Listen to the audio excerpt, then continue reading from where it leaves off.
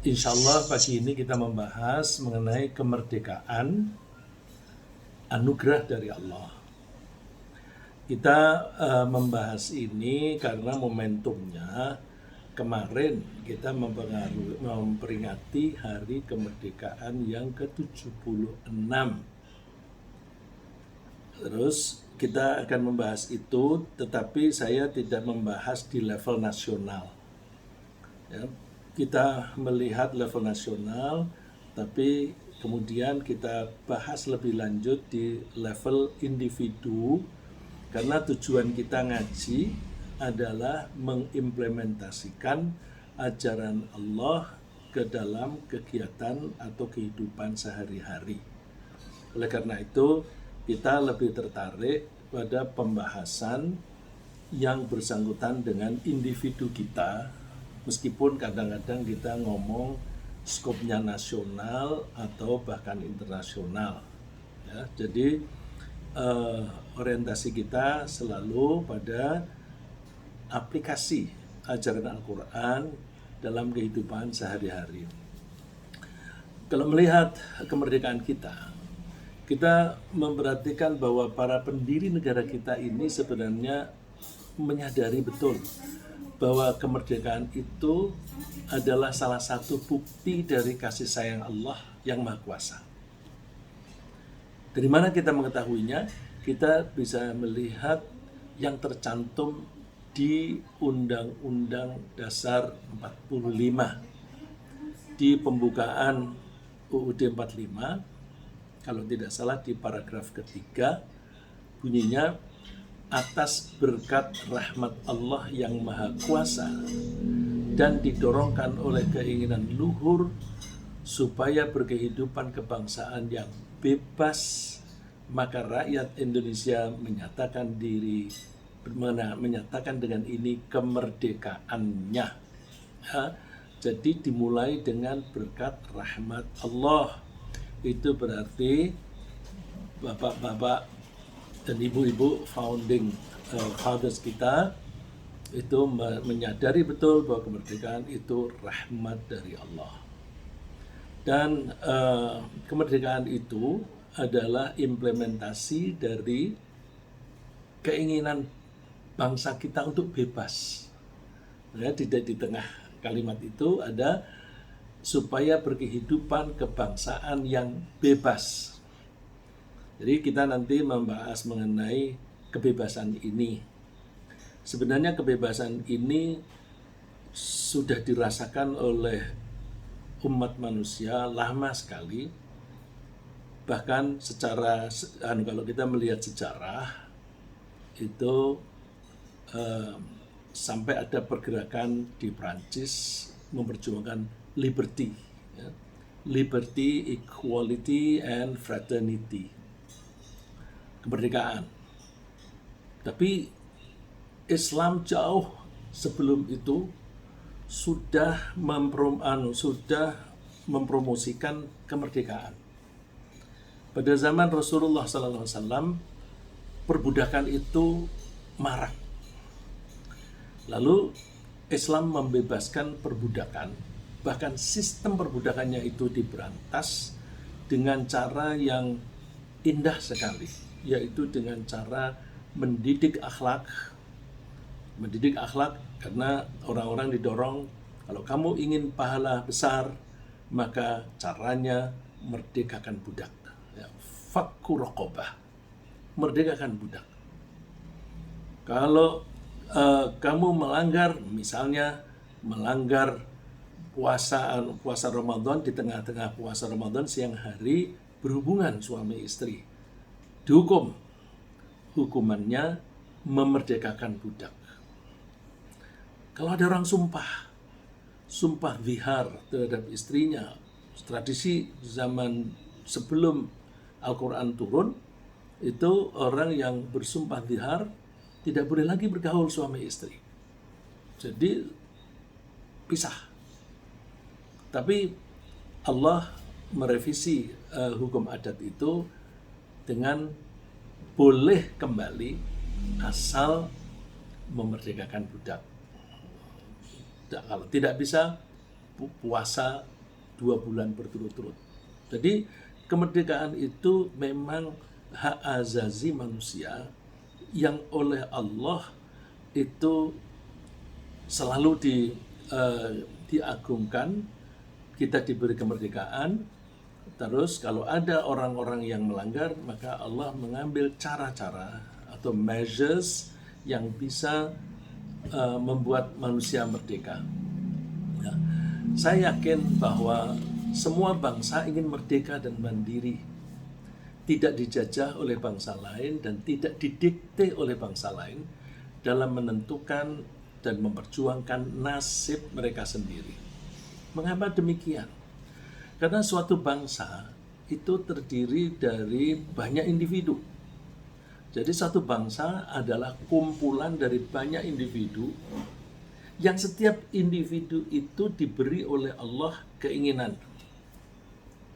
Keinginan ini penting sebagai modal bagi manusia supaya dia mempunyai keinginan makan, keinginan melindungi diri dan sebagainya agar bisa mempertahankan hidup. Tentu setiap individu itu menghendaki apapun yang ia inginkan akan terwujud. Dia akan merasa terkekang bila usahanya untuk menggapai apa yang diinginkan itu dihalang-halangi oleh pihak lain. Oleh karena itu, dorongan setiap individu itu ingin bebas atau ingin merdeka dalam memilih target mana yang dia ingin capai. Dan dengan cara apa ia mencoba meraihnya. Karena suatu bangsa terdiri dari kumpulan individu-individu yang masing-masing mendapatkan kebebasan dalam memperoleh apa yang mereka inginkan, maka tentu bangsa itu juga menginginkan kebebasan atau kemerdekaan. Alhamdulillah kita merdeka. Tetapi apakah kita sebagai bangsa Indonesia ini sudah betul-betul merdeka? Nah, kadang-kadang kita sendiri melangkah yang maksudnya baik tetapi kepleset. Ya, itu seringkali begitu. Seperti perusahaan ingin mengelola dengan baik dengan suatu cara dan sebagainya. Tapi mungkin ada kelengahan sana sini lalu terjadi mismanagement.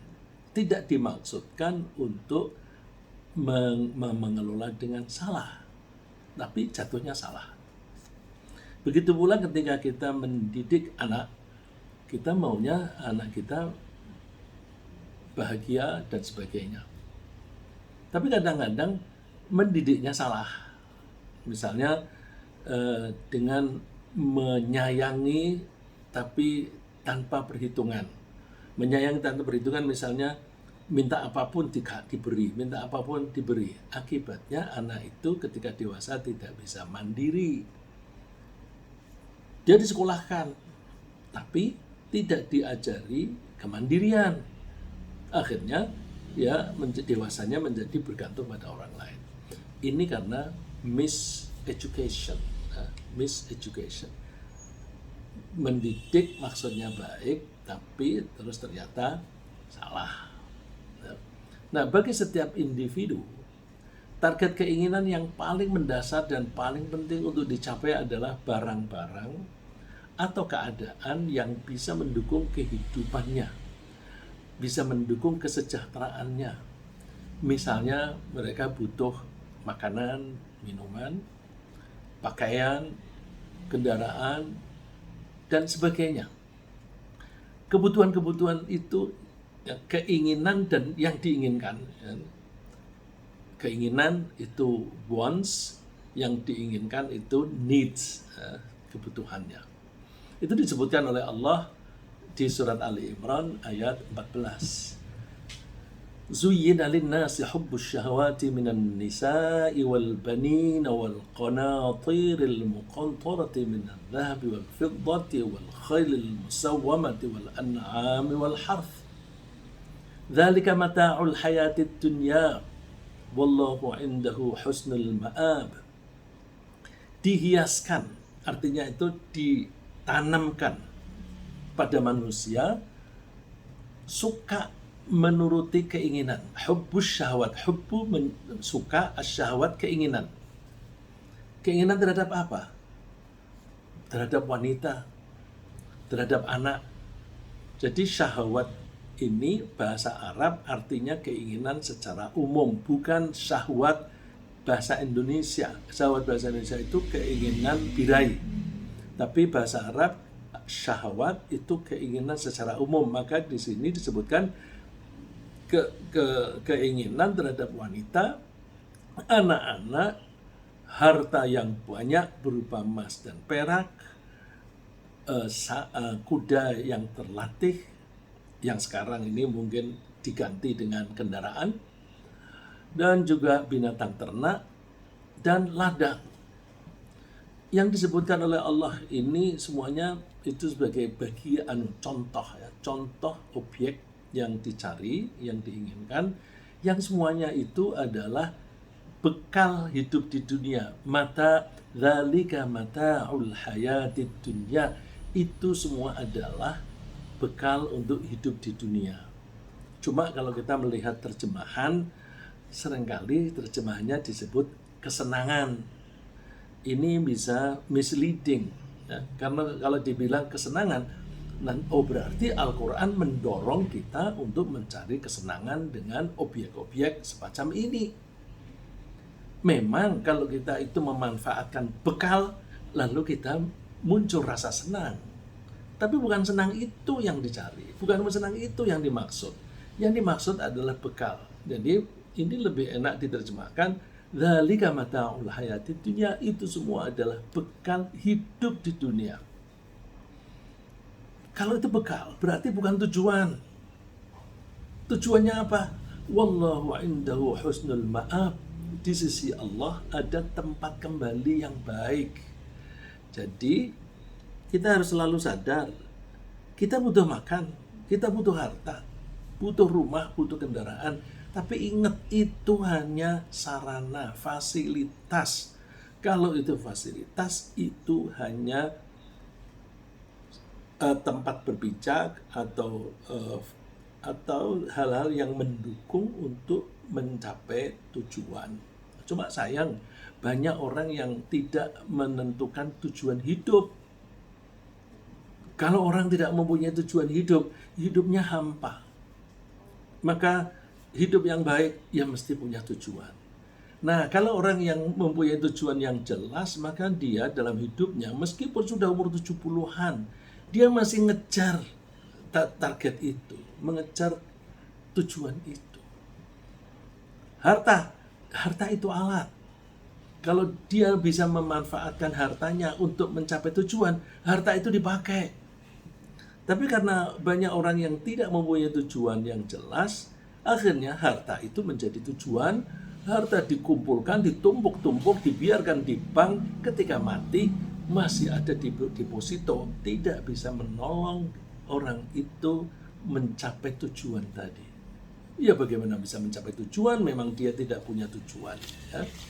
Ayat ini tadi menunjukkan bahwa Allah memang menanamkan keinginan pada setiap individu dan sekaligus menyediakan sumber daya atau bahan-bahan yang menjadi sasaran keinginan itu agar mereka bisa mempertahankan hidup. Tapi karena Allah telah menanamkan keinginan dan menyediakan bahan-bahan yang diinginkan, apakah itu lalu boleh setiap orang melampiaskan keinginannya secara bebas? Jadi ini bebas. Bebas itu bisa disebut liberty, tapi bisa juga disebut dengan freedom. Bebas. Nah, ini di negara-negara barat kecenderungannya aku ingin bebas.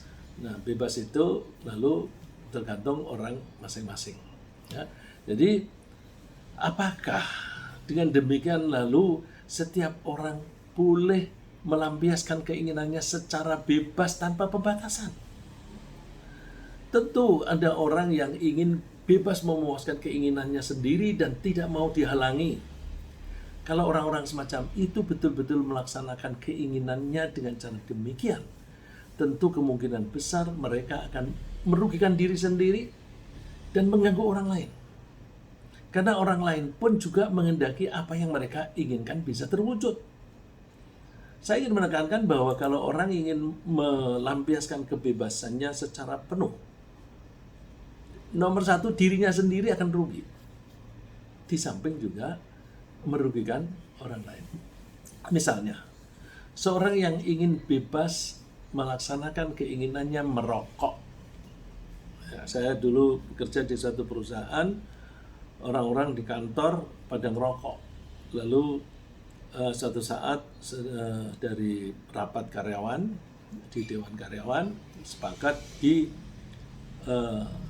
diadakan merokok, dilarang. Tapi terus ada yang protes bahwa merokok itu kan hak asasi manusia, keinginan orang per orang. Maka kenapa dihalang-halangi? Nah, saya waktu itu kebetulan menjawabnya, oke, kamu ingin memperoleh hakmu merokok, tapi orang lain ingin memperoleh haknya untuk hidup sehat, untuk menghirup udara segar. Jadi orang yang ingin melampiaskan keinginannya secara bebas untuk merokok, dia bisa merugikan kesehatan dirinya sendiri dan juga kesehatan orang lain. Orang yang ingin cepat kaya dengan cara apapun bisa merugikan orang lain yang haknya dikurangi karena menipu atau korupsi.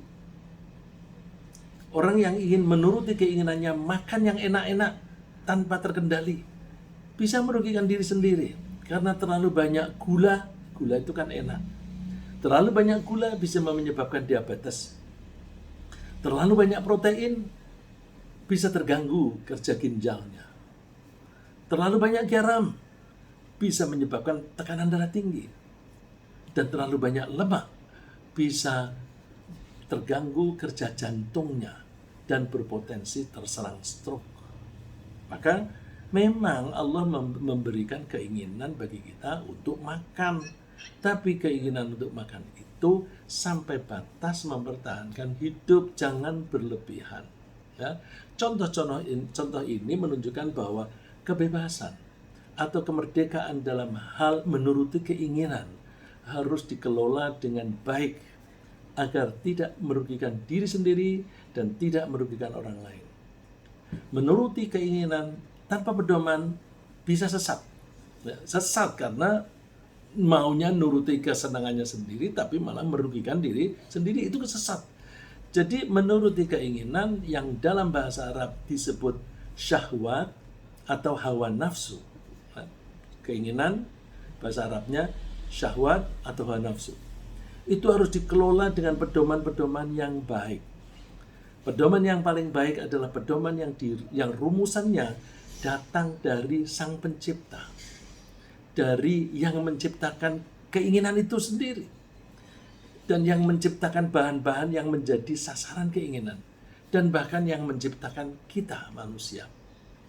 Allah memperingatkan dalam bentuk pertanyaan, karena jawabannya jelas, ya. Wa man adallu mimman ittaba'a hawahu bighairi hudam minallah. Siapa orang yang lebih sesat dibanding orang yang mengikuti keinginannya sendiri tanpa pedoman dari Allah. Ya, saya kalau pakai tanpa hidayah nanti abstrak, kabur. Nah, saya menerjemahkannya tanpa bimbingan, tanpa tuntunan. Siapa yang lebih sesat dibanding dengan orang yang mengikuti keinginannya saja tanpa memakai pedoman atau bimbingan dari Allah. Innallaha la yahdil qaumadz zalimin. Allah tidak akan memberi petunjuk kepada orang-orang yang zalim. Zalim itu adalah orang yang menyakiti atau merugikan diri sendiri. Itu zalim. Ya. Pedoman yang diberikan oleh Allah kepada kita adalah Al-Quran. Dan kita diharapkan mencerna pedoman dan ajaran yang terkandung di dalam Al-Quran dengan akal pikiran kita. Jadi kita supaya bisa hidup dengan baik, kita dikasih keinginan. Keinginan harus dikelola dengan pedoman. Pedomannya adalah Al-Quran. Untuk bisa memahami Al-Quran, manusia butuh akal. Allah memberi kita akal. Jadi kalau begitu akal itu posisinya di atas hawa nafsu. Saya ulang, akal posisinya atau authority-nya, kekuasaannya harus di atas keinginan. Boleh kamu punya keinginan, tapi kamu harus ngikuti pedomanku. Nah, oleh karena itu, akal ini harus diisi dengan pedoman-pedoman. Nah, diisi dengan pedoman-pedoman sehingga akal ini bisa mengelola, bisa memanage keinginannya. Bagaimana kalau ada seorang menjadi direktur utama di atas, tapi dia tidak menguasai hal-hal yang di bawah. Nanti direkturnya melakukan penyimpangan, dia nggak ngerti. Maka direktur utama harus lebih pintar dan lebih berkemampuan, lebih berkuasa daripada direkturnya. Begitu pula, kalau ada presiden, kok dia tidak mempunyai kemampuan yang melebihi dari orang-orang yang di bawahnya, menteri-menteri misalnya, maka presiden ini tidak tahu kalau para menteri ini memanfaatkan kekuasaannya untuk kepentingan pribadi. Ya. Akal itu harus mempunyai otoritas, mempunyai kemampuan yang lebih daripada keinginan itu. Maka kalau keinginan itu menunjuk, aku ingin itu, maka akal akan bilang, oke, boleh, tapi hanya sebatas ini. Gitu. Jadi dikasih batasan. Misalnya, aku pengen ini, oh nggak boleh, itu bukan milikmu sendiri, misalnya begitu. Jadi kita diharapkan berpikir dengan pedoman Al-Quran ketika kita hendak memanfaatkan kemerdekaan kita untuk menuruti keinginan. Allah berfirman, Inna anzalnahu Qur'anan Arabiyyan la'allakum ta'qilun. Sesungguhnya kami menurunkan Al-Quran dalam bahasa Arab agar kamu berpikir. Jadi kenapa misalnya berpikirnya itu, kenapa Al-Quran itu dalam bahasa Arab, tidak dalam bahasa Indonesia? Oh, kalau dalam bahasa Indonesia kacau.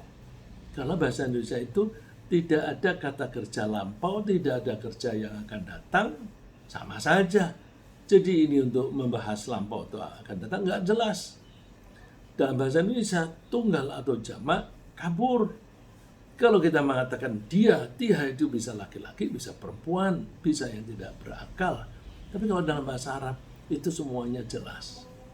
Itu juga karena Al-Quran itu dalam bahasa Arab dengan ketentuan-ketentuan yang atau dengan aturan yang jelas seperti itu, maka kita bisa memanfaatkan Al-Quran sebagai bimbingan pola berpikir.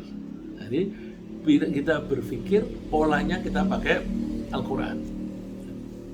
Nah, pedoman umumnya, terutama yang berkaitan dengan pemanfaatan benda-benda yang disediakan untuk kita, adalah bahwa benda-benda itu hanyalah sekedar bekal yang bisa kita manfaatkan untuk memperoleh kehidupan yang lebih baik. Dan bekal di sisi Allah, yaitu kehidupan yang nyaman di akhirat, di surga. Tadi di ayat 14 surat Ali Imran sudah jelas.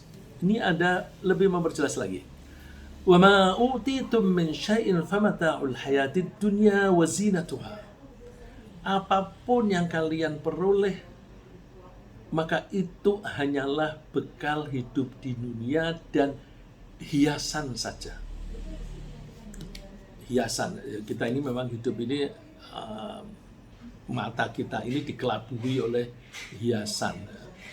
Kalau misalnya orang tidak punya dana cukup, punya rumahnya jelek, terus kadang-kadang makeshift itu di bagian depannya diperbaiki supaya tidak kelihatan jelek. Luarnya kelihatan baik, tapi di dalamnya tidak diperbaiki. Itu sering dilakukan oleh manusia. Itu kalau berupa benda, berupa perilaku juga gitu. Kadang-kadang di hadapan orang itu pencitraannya yang baik, padahal di dalamnya jahat.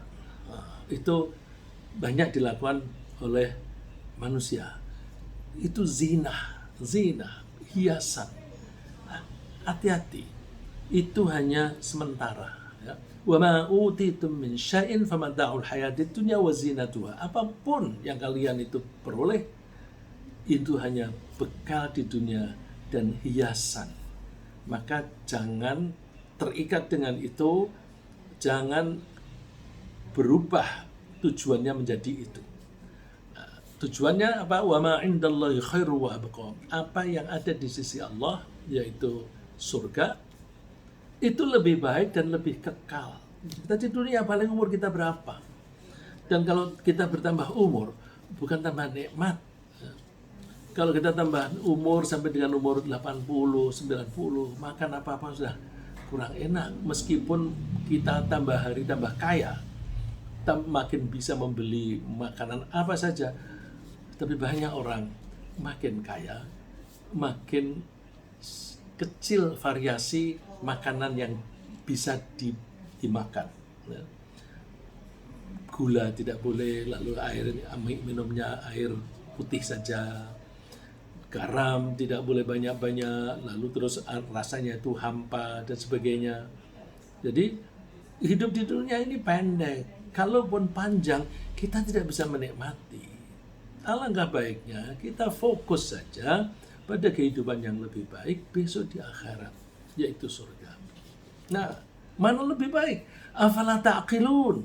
Apakah kamu tidak berpikir? Jadi kita berpikir yang proporsional. Cara yang bisa kita tempuh adalah memanfaatkan apa-apa yang telah diberikan oleh Allah kepada kita. Kita memperoleh apa saja? Memperoleh harta, memperoleh rumah, memperoleh kesehatan, memperoleh kecerdasan. Itu semuanya semaksimal mungkin kita gunakan untuk memperoleh kebahagiaan di alam akhirat. Coba kalau kita camkan ayat berikut. وَابْتَغِ فِيمَا آتَاكَ اللَّهُ الدَّارَ الْآخِرَةَ وَلَا تَنْسَ نَصِيبَكَ مِنَ الدُّنْيَا.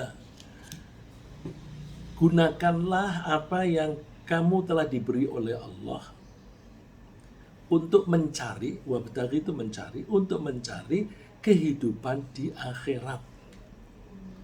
Tapi kamu jangan lupa bagianmu di dunia. Bagian di dunia ini cukup untuk mempertahankan hidup. Makan, minum, tinggal, kendaraan, udah pokoknya yang penting cukup. Kendaraan tidak perlu beli yang 5 miliar, nggak usah. Yang penting mobil itu handal, handal dan nyaman.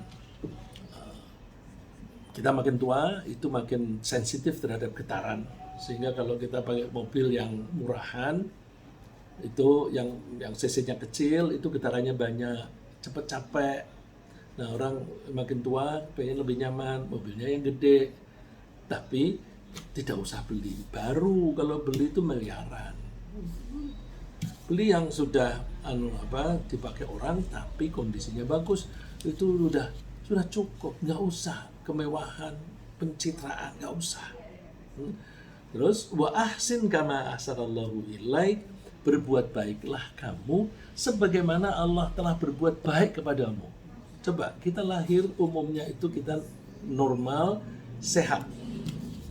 Jantung kita kerja dengan baik, paru-paru kita kerja dengan baik. Tapi, seringkali manusia itu sendiri yang merusak atau menurunkan kualitas organ-organ yang telah diberi oleh Allah. Paru-paru sudah baik, dirusak dengan rokok. Terus, misalnya pikiran ini bagus kalau dipakai untuk exercise, untuk berpikir setiap hari. Jadi pikirannya untuk belajar. Tapi ada orang yang tidak mau belajar. Ya makin gede makin tumpul. Karena sel otak itu kalau tidak di exercise, tidak digunakan, ya dia mati. Makin hari makin bodoh. Tapi kalau kita manfaatkan sebagaimana otot kita, otot ini kalau kita gunakan untuk bergerak setiap hari, maka otot kita itu tetap fleksibel. Tapi kalau kita duduk terus, tiduran terus, otot menjadi tidak fleksibel. Begitu pula akal kita. Ya. Jadi Gunakan semua yang ada pada kita, apakah badan kita, kesehatan kita, kehidupan kita, harta kita, semua kerahkan untuk seoptimal mungkin memperoleh yang terbaik nanti di akhirat. Ya. Yang bisa memperoleh kehidupan yang baik di akhirat, yakni surga, adalah orang-orang yang tidak memanfaatkan sumber daya alam atau kekayaan untuk menyombongkan diri. Ini penting, ini tidak menyombongkan diri, karena seringkali ketika kita itu mengumpulkan bekal, duit, kumpulin untuk beli rumah dan sebagainya, begitu bisa beli rumah yang besar, mewah, kalau ada orang rumahnya kecil, rumah itu tidak memenuhi syarat. Tidak memenuhi syarat. Terus nanti kalau ada anaknya mau nikah, terus calonnya itu rumahnya kecil, ngapain kamu kawin sama itu orang miskin? Itu muncul kesombongan, ya. Dan kadang-kadang kesombongan itu mendatangkan kerusakan, seperti Qarun, ya. Qarun itu dipakai sebagai contoh, digunakan sebagai contoh untuk orang yang diberi kecerdasan dalam berbisnis, kemudian diberi kemewahan, tapi kemudian dia menyombongkan diri. Kesombongan itu akan menghalangi dia untuk taat. Orang yang sombong itu berbarengan, jadi sombong di sini, maka di sini itu biasanya tidak mau taat, suka membangkang. Maka kalau orang makin sombong, makin membangkang. Yang dibangkang siapa? Yang Allah. Jadi orang makin sombong, makin tidak bisa taat kepada Allah. Nah, Allah menyebutkan itu tadi, bahwa orang-orang yang tidak bisa memanfaatkan sumber daya alam untuk memperoleh kebahagiaan di akhirat adalah orang yang menyombongkan diri. Ayat berikut ini disebut setelah Allah bercerita tentang Qarun di surat Qasas. Tilkad darul akhiratu naj'aluha lilladzina la yuriduna 'uluwan fil ardi wala fasada wal 'aqibatu lil muttaqin. Itulah kehidupan akhirat yang kami buat, kami sediakan untuk orang-orang yang tidak ingin menyombongkan diri di muka bumi dan tidak berbuat kerusakan. Nah, berbuat kerusakan itu umumnya karena orang ingin mengeksersis keinginannya, pokoknya keinginannya harus tercapai, maka itu bisa menjadi rusak. Wal aqibatu lil muttaqin, akibat yang baik itu diperoleh atau disediakan untuk orang-orang yang bertakwa. Orang yang hidupnya hanya menuruti keinginan. Coba kalau kita punya keinginan, misalnya ini keinginan, maka kita berusaha untuk mencapainya. Nah, ini pensil ini adalah usaha, efforts. Kita selalu berusaha mengerahkan efforts mencapai keinginan.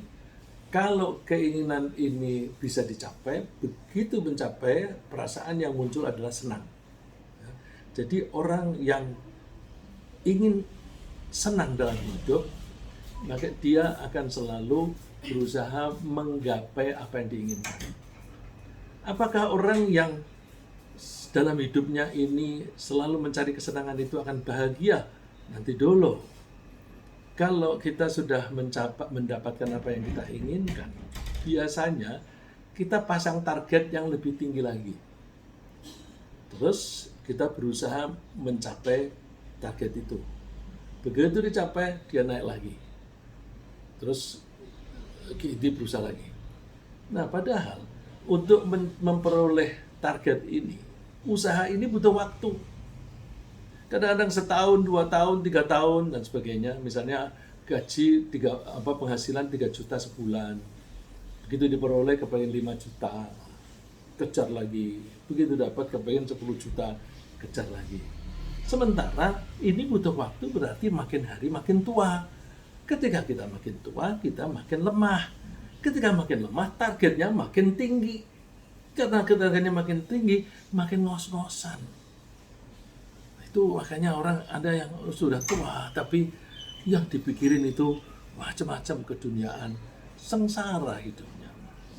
Itu kalau selalu tercapai. Dan seringkali orang itu tidak bisa mencapai apa yang diinginkan.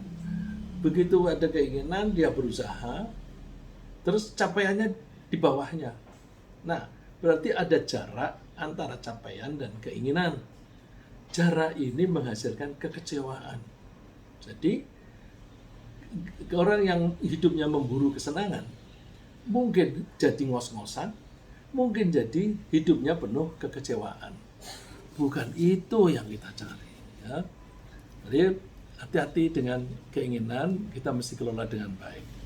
Pelajaran yang terkandung dalam ayat itu tadi, dengan Qarun sebagai contoh kasus, menunjukkan bahwa di samping ada hambatan di satu pihak yang menghalangi seseorang dalam memenuhi keinginan, di pihak lain ada daya tarik atau iming-iming yang justru mendorong seseorang untuk mengumbar atau selalu menuruti keinginan. Qarun sendiri misalnya, setelah memperoleh banyak kekayaan, dia terdorong untuk memanfaatkan kekayaan itu untuk memperoleh penghormatan dari masyarakat. Contohnya, di Al-Quran digambarkan, فَخَرَجَ عَلَى قَوْمِهِ فِي زِينَتِهِ. Dia keluar dengan membawa perhiasan-perhiasannya. Dia kerahkan kendaraan yang bagus, kuda-kuda yang bagus, dan ada bodyguard yang mengiringinya, pakai pakaian yang gemerlap, sampai orang pada punya terkagum-kagum dan ingin memperoleh kekayaan seperti itu. Nah, itu dia ingin dikatakan wah, lalu terus dia mendapatkan penghargaan dari orang berupa pujian-pujian. Nah, gemerlap kekayaan Qarun itu lalu membuat orang lain ingin meniru dan dia makin sombong. Nah, jadi poin saya di tadi adalah bahwa kalau kita punya keinginan dan kita ingin mencapainya, kadang-kadang ada hambatan di sini. Di hambatan sehingga tidak bisa mencapai. Nah, kalau ada hambatan tidak mencapai, maka kita kecewa. Bukan hanya kecewa, kalau kita tahu siapa yang menghambat, kita menjadi curiga dan dengki atau benci kepada orang itu. Kebencian itu mendorong kepada permusuhan. Nah, tapi kadang-kadang ada iming-iming di sini. Kalau kamu dapat ini, kamu akan dihormati orang. Misalnya, pebisnis besar itu biasanya mendapat posisi yang bagus di politik. Kalau kita mau lihat, kalau ada orang asing datang ke sini, dia mempunyai kekayaan yang banyak, maka dia dipersilahkan bertemu dengan presiden. Dari dulu, dan di mana saja. Di mana saja, saya tidak hanya bahas di Indonesia. Itu memang begitu. Kalau ada orang kaya banget, maka dia akan mendapatkan penghormatan sehingga dia dipersilahkan bertemu dengan presiden, kepala negara, atau raja. Ya. Misalnya George Soros ketika sampai di Indonesia bisa ketemu presiden. Jack Ma ketika datang di sini bisa ketemu presiden. Zaman dulu, Abu Sufyan itu pedagang besar, bisa ketemu dengan Raja Romawi ketika dia sampai di sana. Jadi saya bicara ini tidak ada tendensius politik ya, bahwa itu kecenderungan secara umum orang yang makin kaya itu makin memperoleh penghormatan. Itu iming-iming yang membuat orang lalu kepingin mencapainya. Jadi ada kalanya hambatan dan ada kalanya iming-iming. Nah, kalau iming-iming dia lalu terus mengejar itu. Di samping itu, setiap kali seseorang memiliki keinginan, siapapun dia, bahkan seorang nabi pun itu ditumpangi oleh setan keinginannya itu. Dikipas-kipasi supaya menuruti keinginan itu. Meskipun harus melanggar hak orang lain atau menyebabkan kerusakan dalam kehidupan. Nah, jadi hati-hati dengan keinginan. Begitu kita keinginan, itu pintu masuk yang bagus bagi setan untuk masuk. Allah berfirman, "Wa ma arsalna min qablika bir rasulin wala nabiyyin illa idza tamanna alqa asy-syaitanu fi umniyatihi fayansakhullahu ma yulqi asy-syaitanu thumma yuhkimullahu ayatihi wallahu alimun hakim. Kami tidak mengutus seorang nabi atau rasul pun sebelum kamu Muhammad, kecuali ketika dia punya keinginan, setan numpangi keinginan itu. Al-qasyaitanu fi umniyati. Setan masuk di keinginan itu.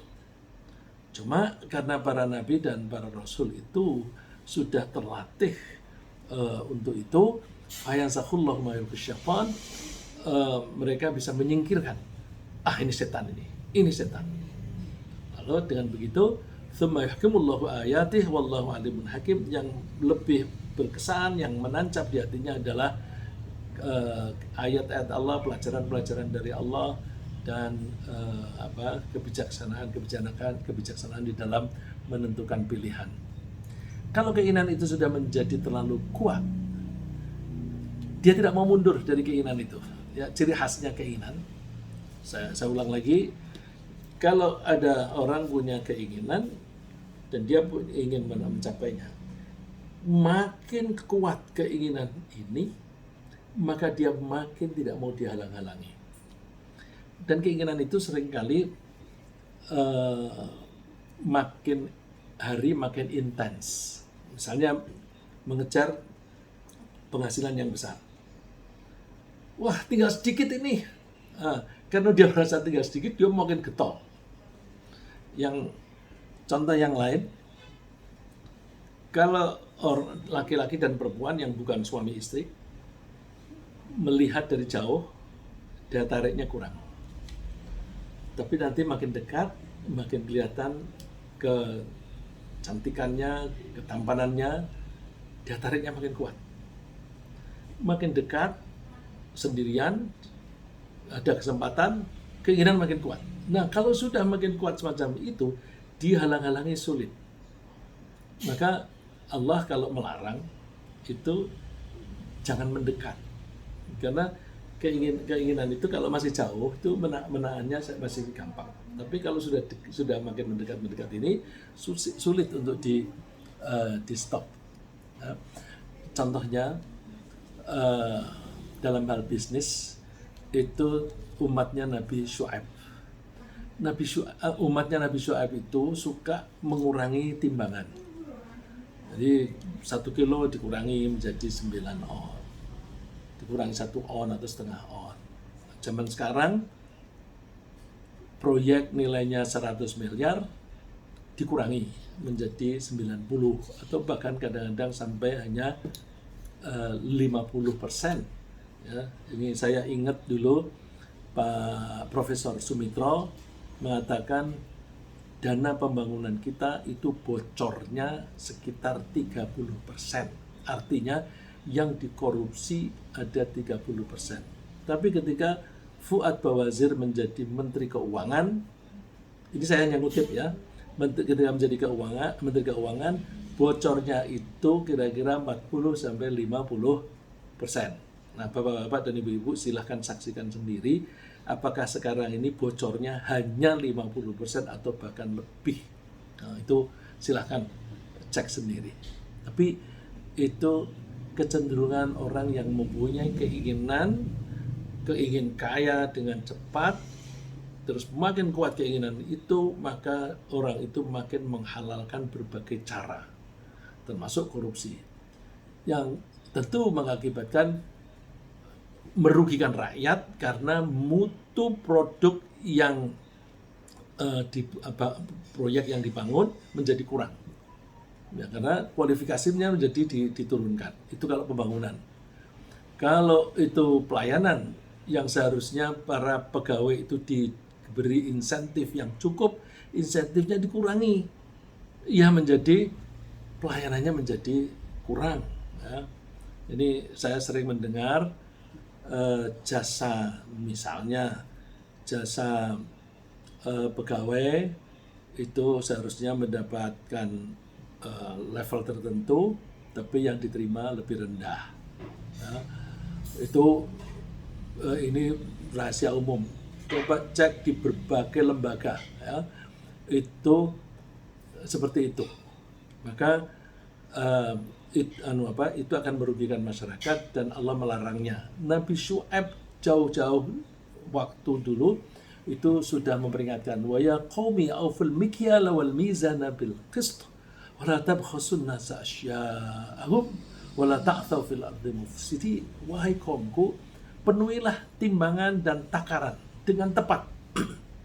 Kamu jangan merugikan orang lain dengan mengurangi milik mereka, dan kamu jangan berbuat kerusakan di muka bumi. Kecurangan dalam bisnis itu merusak tatanan perdagangan. Ya, merusak tatanan perdagangan itu berarti membuat kerusakan. Korupsi juga begitu.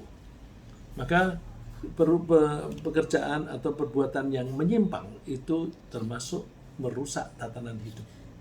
Karena begitu kuat keinginan mereka untuk memperoleh keuntungan sebesar-besarnya, meskipun dengan cara yang merugikan pembeli atau klien, mereka tidak mau mengindahkan nasihat Nabi Syuaib. Mereka menganggap bahwa mereka boleh berbuat apa saja dengan harta mereka sendiri. Kan ini harta-hartaku sendiri, ini bisnis-bisnisku sendiri, kamu gak usah ikut campur. Sulit dinasihati. Ini kalimat mereka.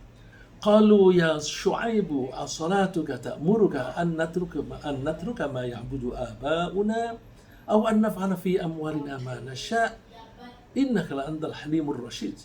Syuaib, kamu rajin sholat. Apakah kerajinanmu sholat itu menyebabkan kamu melarang kami menyembah apa yang disembah oleh nenek moyang kami?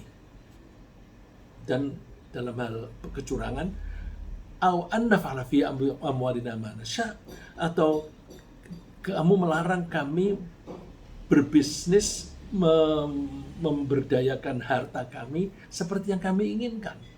Udah, ini bisnis lah, kamu nggak usah ikut-ikutan. Ya, agar kita selamat dari siksa neraka, kita mesti selalu menyadari bahwa apapun yang kita lakukan selama hidup di dunia ini akan diminta pertanggungjawaban besok di akhirat. Kita tak bisa melimpahkan tanggung jawab kita kepada setan yang mendorong-dorong kita. Setan itu bisa manusia, bisa jin. Ya. Jin yang mengajak berbuat maksiat itu setan. Manusia yang mengajak berbuat maksiat, setan. Misalnya manusia yang mengajak perselingkuhan, setan dia. Manusia yang mengajak korupsi, setan dia. Ya. Kita tidak bisa melimpahkan tanggung jawab kita kepada setan yang mendorong-dorong kita melakukan pelanggaran. Karena kita telah diberi kebebasan memilih. Agar kita bisa memilih yang benar dan baik, Allah sudah membekali kita dengan akal. Dan akal kita itu sudah diberi bimbingan berupa Al-Quran. Maka akal kita harus bisa menundukkan keinginan atau hawa nafsu kita.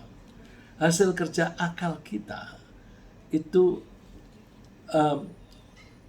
hasil kerja akal ketika kita dihadapkan kepada pilihan berbuat atau berbuat baik atau jahat adalah keputusan. Jadi hasil kerja akal ketika kita punya keinginan, kita seringkali punya keinginan A atau B, atau kita mau jalan terus dengan A ini apa enggak, itu akal memberi pertimbangan, diberi kemampuan untuk mempertimbangkan, ambil apa enggak, ambil apa tidak. Terus akhirnya hasilnya adalah keputusan. Nah, kemampuan kita untuk mengambil keputusan ini harus disertai dengan tanggung jawab. Dengan demikian, kita sendiri harus mempertanggungjawabkan tindakan kita, bukan setan. Setan itu kan hanya ngajak-ngajak aja, tapi kita jalan atau tidak bergantung pada keputusan kita. Maka hati-hati kita mengelola akal kita. Itulah sebabnya setan besok di akhirat lepas tangan dari perbuatan kita, meskipun kita melakukannya karena dirayu oleh setan. Wah, aku korupsi kan gara-gara kamu yang ngajak, kamu dong tanggung jawab. Nggak bisa, aku kan ngajak-ngajak doang. Salahnya kamu mau. Ya, makanya kampanye say no to drug. Nah, itu penting. Say no to drug. Artinya putuskan, tidak. Setan di sini bisa berupa jin dan bisa berupa manusia. Digambarkan oleh Allah besok di akhirat. Wa qala asy-syaitanu lamma qudiya al-amru innallaha wa'adakum wa'dal haqqi wa wa'adtukum fa akhlaftukum Wa ma kana li 'alaikum min sultan illa an da'autukum fastajabtum li. Fala talumuni wa lumu anfusakum ma ana bimusrikhikum wa ma antum bimusrikhi. Besok ketika di neraka itu mereka berantem gara-gara kamu. Setan yang mengajak tadi mengatakan, kamu kan tahu apa yang dijanjikan oleh Allah itu pasti benar terjadi. Tapi kalau aku yang janji, aku kan suka mengingkari. Misalnya aku dulu bilang, udahlah nanti dosanya aku yang nanggung. Mana, nggak bisa. Nah, aku tidak mempunyai kemampuan untuk memaksa kamu. Aku hanya bisa mengajak kamu dan kamu nuruti. Nuruti itu kan berawal dari keputusan mau. Fala ta'lumuni wa lumu anfusakum, jangan nyalakan aku dong, salahkan dirimu sendiri. Kalau keadaan sudah seperti ini, aku tidak bisa menyelamatkan kamu dan kamu tidak bisa menyelamatkan aku. Nah, ayat ini sekaligus menunjukkan bahwa salah satu sifat setan adalah menerlantarkan orang yang disesatkan. Dia tidak mau ikut bertanggung jawab atas perbuatan orang yang mengikuti nasihat buruknya. Ya wailata laitani, orang yang mengikuti setan lalu menyesal, seperti yang dikutip di ayat ini. Ya wailata laitani lam attakhidh fulanan khalila. Celaka aku, tahu gitu dulu aku tidak berkawan dengan dia. Laqad adallani 'anil dzikri ba'da idh ja'ani. Aku sudah baik-baik, aku sudah rajin sholat, sudah tidak mau korupsi. Dia yang menyesatkan aku. Dia ajak. Terus dia sekarang tidak bertanggung jawab. Wa kana asyaitanu lil insani khadhula. Setan itu memang pekerjaannya menerlantarkan. Nah, di kehidupan sehari-hari kita juga sering menyaksikan orang-orang yang didorong atau mau melakukan korupsi. Terus mereka harus masuk penjara. Tapi mereka masuk penjara sendiri. Tidak bisa menyeret orang-orang yang menyuruh dia. Udah ini kamu ini ada kesempatan kamu ambil ini. Itu yang masuk penjara orang itu yang nyuruh cuci tangan. Oleh karena itu kita harus berhati-hati kita mengambil keputusan. Jangan sampai kita mengambil keputusan sambil mengikuti hawa nafsu. Kita memang diberi kebebasan, tapi kebebasan yang bertanggung jawab. Orang yang bisa menahan hawa nafsunya ketika mengambil keputusan dan ketika melakukan sesuatu perbuatan, itu dijanjikan oleh Allah untuk masuk surga. Wa amma man khafa maqama rabbih wa nahan nafsa 'anil hawa fa innal jannata hiyal ma'wa. Orang yang takut kepada Tuhannya dan dia bisa menahan hawa nafsu, keinginan dirinya sendiri, maka tempat tinggalnya besok adalah di surga. Alhasil, kita memang diberi keinginan oleh Allah dan diberi kebebasan untuk mengambil keputusan untuk menurutinya atau tidak. Diberi kemampuan, kebebasan untuk mengumbar keinginan atau mengendalikannya.